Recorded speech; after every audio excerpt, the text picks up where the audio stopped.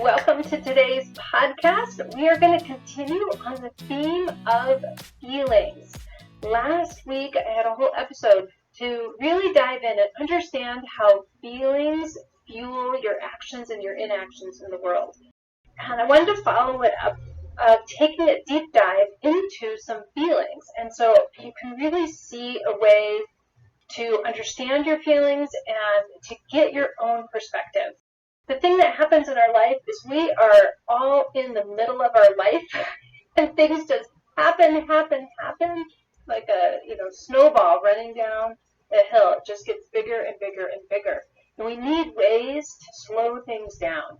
And really understanding and having some perspective on your feelings when you're not right in the middle of them is a way to slow things down. So taking some time and really understanding different feelings and helps you to be kind of on the lookout for them and to have a framework in which to relate to your own feelings. And this can slow things down. This is actually what coaching really does. When you come in and do coaching with me or anyone else, it gives you a partner to get that 10,000 foot view with. To be outside of the middle of the whirlwind of a snowball going down a hill. I might be thinking of snowballs, and it's hot. We're at the beginning of a heat wave here. So I'm thinking about the snow. But sometimes we need outside help to help us slow things down so we can then start to pull it apart and see what do we really want in that snowball, nice fluffy snow, or are we filling it with rocks and pine needles, and so it's this really ugly, lumpy, awful snowball. So anyhow, we are going to jump in and really talk about a couple of feelings. I've picked out 2 feelings for us to really work with and develop today. Now, these may be feelings that you have going on in your life or that you would like to have going on in your life. Or maybe they're not. Maybe you don't identify with these 2 particular feelings. They don't show up a lot, or it's not something that you're interested in. But what I want you to sit with is the process in which I take a look at these feelings. Because then you can use this same kind of process to take that 10,000 foot view from whatever kinds of feelings keep recurring in your life that you would either like to slow down or you'd like to bring more in to your relationship and to your life. So really look at the kind of the framework in which we go through as much as looking at the feelings themselves. I like to think of these episodes as Webster's Word of the Day. I don't know, this is a little podcast that I like to listen to sometimes, and it's just like a 5-minute podcast where they give you a word and they tell you the definition and derivation and use it in some sentences. Or maybe back in the day you had a calendar, right, that would give you a new word of the day and help you build your vocabulary. That's what this episode, and I'm going to do more like this, episodes are like, to build your emotional vocabulary. That is going to help slow things down, bring that perspective in. Now, before I launch in to the words of the day, today, I want to explain just a little concept called the 50-50. That life is half positive and half negative. If we look at the total of life, the total of the existence of things that happen in the planet, right, it's 50-50, that there's good and bad in everything. And that is what makes the richness and fullness of life. It's not like a good life is 100% positive emotions, the things that we denote and express and think of as being positive. It's that we have the balance, that we have both, that we don't resist any of the emotions, that we allow for the emotions and the feelings. This is really something that we talk about with the spectrum of feelings, which is a paradigm we use in the coaching program to help really slow down this process of what we're feeling and to really kind of love what we're feeling, whatever it is that we're feeling.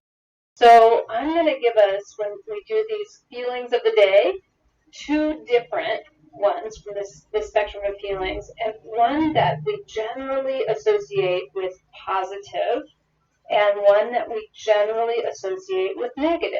And I say it like that, generally associate, because there isn't anything inherently, it's not gravity, that something is positive or negative. Even, when you talk about temperature, right, that's something you say it's plus 20 or it's minus 20, right? There's nothing, it is not inherently good or bad. It's just a measuring stick that somebody at some point said this is neutral and we're going to call these things positive and these things negative, right? Temperature, we need winter and we need summer. We need them both. So we need that nice middle fall and springtime to transition us between the two extremes. So I will present two different ones. So the ones today that I wanted to look at and for us to work through this paradigm with, and this little model, is annoyed and friendly. Okay, so those are our two feelings. These are two different feelings that somebody could have, two different feelings that you probably have. You probably have in your relationship with your partner, with your first responder, or, lots of other people too. As I'm just looking at my computer stuff, other inanimate objects as well sometimes. I get very annoyed, with my computer quite frequently. And with ourselves, right? And that's like our biggest relationship, is our relationship with ourselves. But annoyed and friendly. So these are our two feelings. So let's start with annoyed. Annoyed is generally one of these feelings that we put on the negative side of the spectrum of feelings. And when I look up annoyed in the dictionary, I get that it is slightly angry or irritated. This is what Webster tells us on my Webster. Annoyed, slightly angry or irritated. So you might just take in your mind's eye right now, when do I remember a time that you felt annoyed? So you weren't all the way enraged. You weren't happy though either. Just slightly angry or irritated. And let's just notice this. We're not going to go into blame or why you got there. We know from the previous episode that you got there. It's about how we think about a particular circumstance that gets us there. But that's not what's important today. Today, I just want you to notice, how does annoyed show up in your body? For you right now, if you can envision that time, or maybe you can bring it up in your body right now, of being annoyed. Maybe you're annoyed with the way I speak or something, my cadence or tone or something like that. Or you can bring up an example of something else going on in your life. But how does it show up in your body? For me, when I think about this annoyed, it kind of reminds me of an abrasion. And it's a little hot on the edges. There's just a little opening. I can live with it. It kind of sits at the surface. It doesn't feel real deep. But man, if you knock into it, it can spike up really quickly. So it's fuzzy. I'd say a little bit a low buzz annoyed is. A little crisp to me is what comes to mind, is a sensation that I would put with it. So give yourself, really see, do you notice it in a particular place in your body? Does it have a color? Does it have a shape? Is it all over sensation or resonate in a particular area? And as you sort of feel into annoyed in your body, it might move and change a little bit. That's really normal when we're playing with and we're noticing feelings in our body. They oftentimes will morph and change a little bit by you being present to them. And that's really part of the reason why we're doing this, because maybe something like annoyed is not a feeling that you want to continue to have in your body. So giving it room to be there and really lean into what it feels like physically in your body, how it physically shows up in your body, and that process then that it can start to morph and change when you give it that kind of presence. So the next question for us to consider is, when you feel annoyed, how do you act, right? What comes forward from that? And you want to do this in a space where you, again, we have a little bit of space. So you can use the feeling of curiosity. We can kind of hold two spaces here. Use the feeling of curiosity right now to really see in your mind's eye, oh, when I feel annoyed, this is how I act.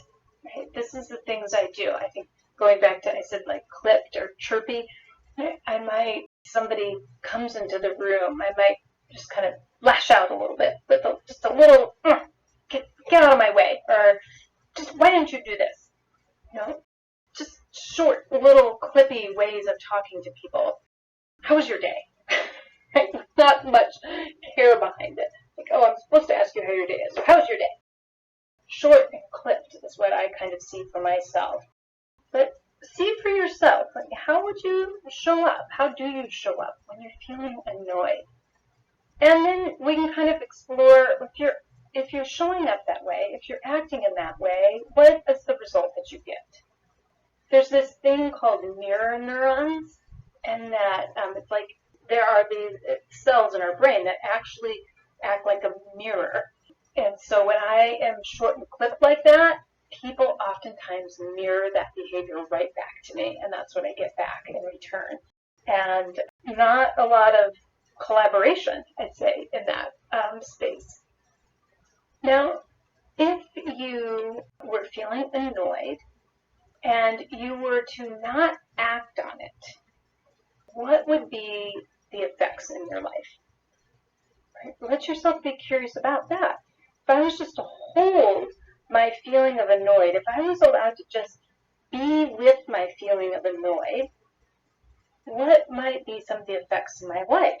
Right? So I wouldn't jump into that action line of acting from annoyed in those clippy ways. If I was able to just let myself feel the annoyed, what is possible in my life? And another question that you can ask yourself on this is, what could some of the negative effects be?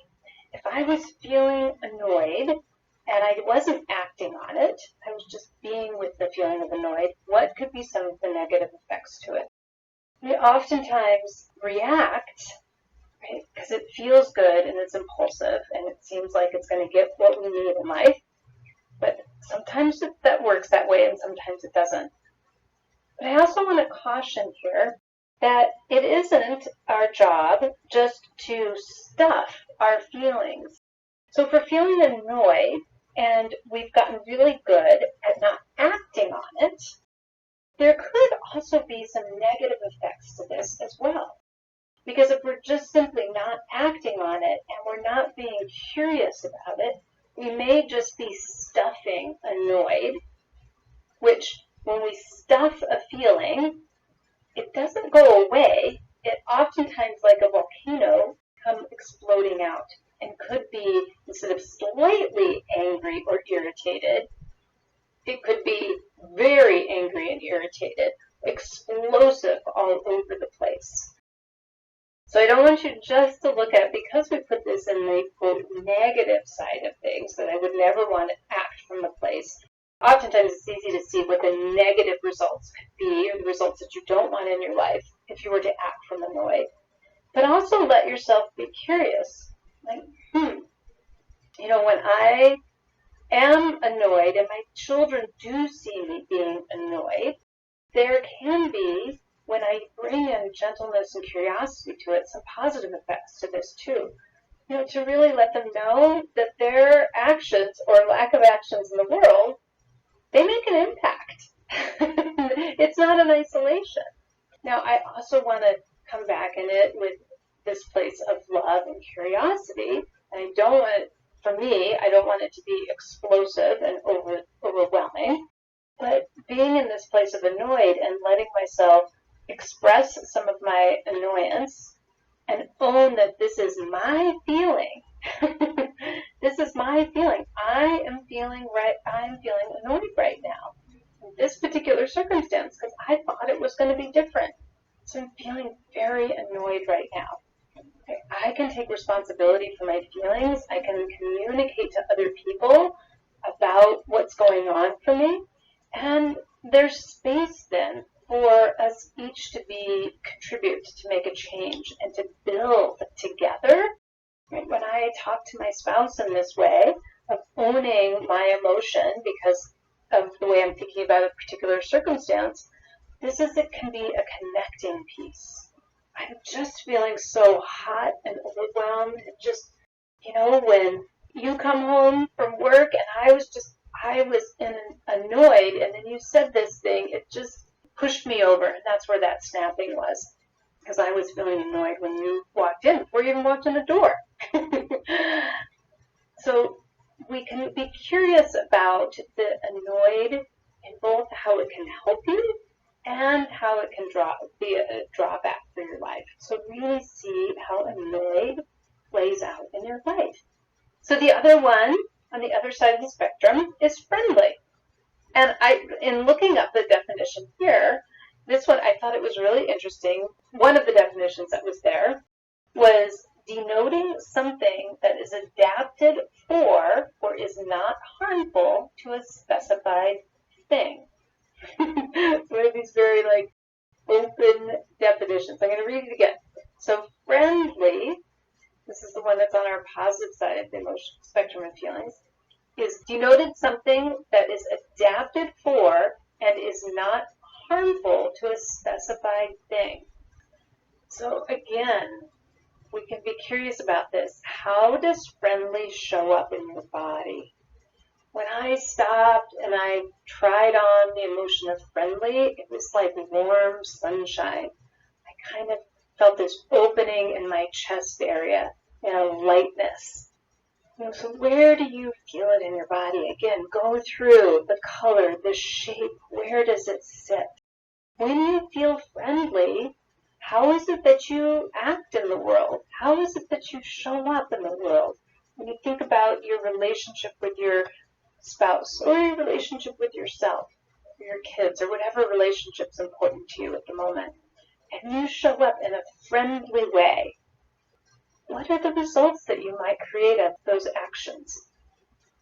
And because this is one that we generally associate with positive, to me, I see things that are very inclusive and bringing more people in and smiling and warmth and joy, right? That my actions kind of line up under that category of things. That I'm asking questions of the other people, that I laugh at their jokes, I'm paying attention to them. I'm in with my other person and not being in judgment or criticism, just being in lightness with them.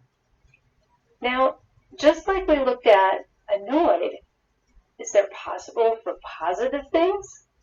Let's get curious about this. From friendly, is there possibility of something negative from friendly? Now, I really like, this is why I found the definition very interesting, something that is adapted for. So if you're the one being on the friendly, you're making an adaptation. You're making a change so something isn't harmful to the specified thing. So it's not, you're trying to adapt so there's no harm to something else. Now this is a tall order because, again, we create our experience of life. How we experience life is not about a circumstance. It's about our interpretation of the circumstance. So when you're going around being friendly, to be the one adapting so that something's not harmful for somebody else, it really can disconnect you and really puts you in a place where you're getting your emotional well-being from whether or not how you're showing up is harmful to somebody else in their definition. And they get to define what you're doing as harmful or not. And it can really show up in this way of you jumping through a whole bunch of hoops to try and get the other person to feel a particular way or act a particular way. And you may or may not get this. And you become more and more disconnected from your authentic self, and which in turn really makes you more and more disconnected from the other person. They're having to perform to make you feel a particular way, for you to feel okay. So be curious how friendly may show up in a way that is negative in your life too. There's a 50-50 within each of these emotions. Just because something shows up, maybe initially as positive or initially as negative, let yourself be curious about them and be open to all of them. Of course we want to have friendly in our life. And of course we want to have annoyed in our life. Because some things are not agreeable to you. When we're annoyed, there's something that is not agreeable to you. It is not something that you want to feel friendly with. And that's okay. You're allowed for that as a human being. And to be friendly doesn't always have to mean that you're adapting for somebody else, for their definition of what is not harmful for them. Having a conversation and being open to their possibilities of what occurs as harmful to them or not harmful to them, and then you get to decide, do I want to participate in that or not? This is a way that we can open ourselves to help our partners to not feel harmful, feel harm in their relationship. But you also really get to show up as your own authentic self. That it's not about running around being friendly to try and change other people so you can feel good. What is being friendly for yourself? What is adapting so you are not doing harm for yourself? Being your own friend. All right, so a couple of feelings here. We really took a deep dive into them. See for yourself. Be curious about what you are feeling over the next week. Be committed to your feelings, whatever they are. Be present with them. Really let yourself drop down and experience a feeling. A feeling is a vibration in your body. Show up with curiosity and love for yourself and for your spouse. I will see you next week, my friends. Take good care. Thanks so much for listening. Make sure you subscribe on your favorite podcast app so you can get every episode. And when you are ready to be in action, come find us. Facebook, Instagram, or our website. It's all the same name, relationshipsonfire.com. We've got that S on there. There's lots of us having relationships. So relationships with an S on fire.com. Thanks so much. Saying goodbye, your fire and water gal, Corey Micah. See you next time.